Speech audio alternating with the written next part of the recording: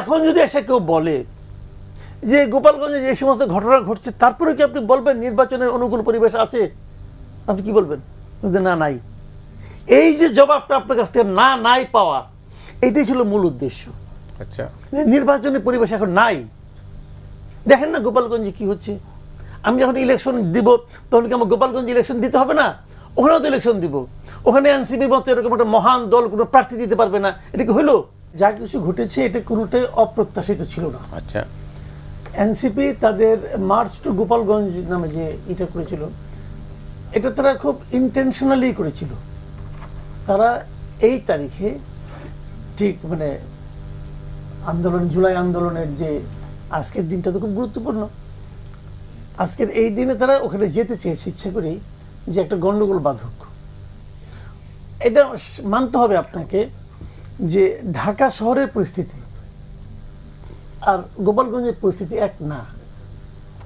আপনি যতই আনন্দের সঙ্গে এবং খুব সফটলি আপনি যতই যেভাবে বলেন না কেন, আপনি হয়তো মানে একটা পার্টি নিষিদ্ধ করে দিয়েছেন, মানে একটা ছাত্র সংগঠনকে নিষিদ্ধ করে দিয়েছেন, এবং আপনি একটা রাজনৈতিক দলের রাজনৈতিক কর্মকাণ্ডকে নিষিদ্ধ করেছেন।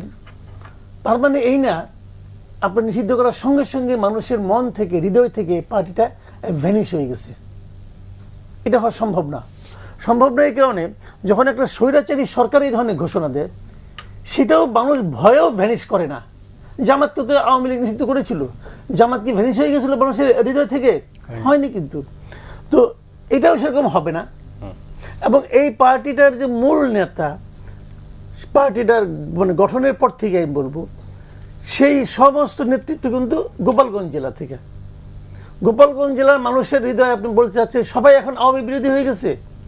ওখানে এই এনসিপির যে লোকগুলো বিভিন্ন মিটিংয়ে যায়, যে ঠিক আছে আমি মানলাম যে গত 17 বছর শেখ হাসিনা এই দেশে একটা স্বৈরাচারী শাসন কায়েম করেছিল, তার আপনি সমালোচনা করেন, কিন্তু তারা যেভাবে অযাচিতভাবে বঙ্গবন্ধুর সমালোচনা করেন, জাতিজনক বঙ্গবন্ধুর সমালোচনা করেন, যেভাবে অপ্রয়োজনীয়, এটা প্রাসঙ্গিক না, তবুও করছেন।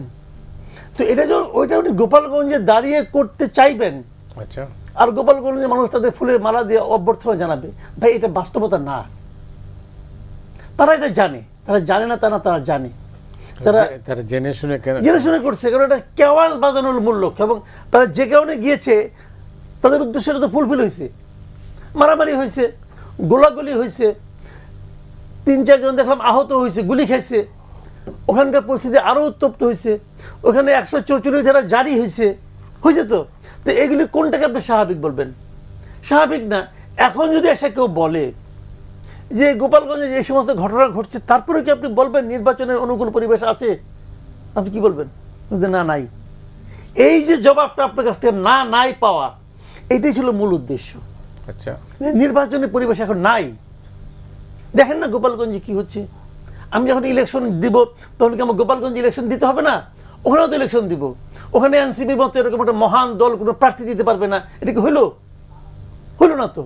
অতএব এনে বলে না যে লেভেল প্লেইং ফিল্ড নাই, অন্তত গোপালগঞ্জ তো নাই।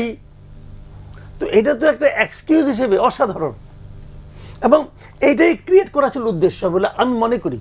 আপনি বলতেছেন সাজানো বলছি না তো, তাহলে এটা হলো কি আপনার প্রি প্ল্যান্ড।